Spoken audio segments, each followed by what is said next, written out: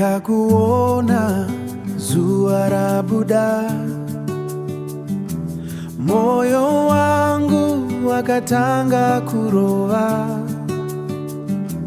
maziso wako semwenje werudo, unopenya mukaje werudo, unopenya mukati mangu, andi chadi imwenzira, uriwe chetu jiso,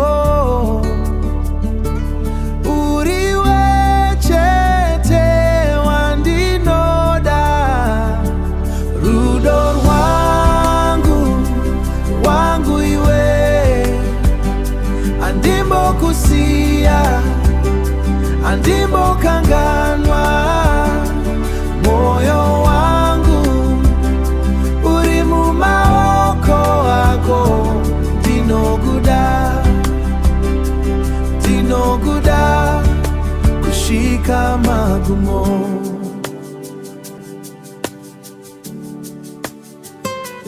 Kana uri paduze neni, nguva inomira zvayo,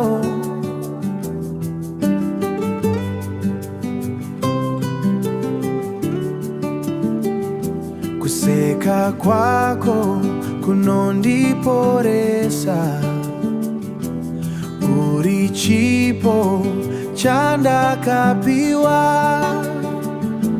andi chadi imwenzira,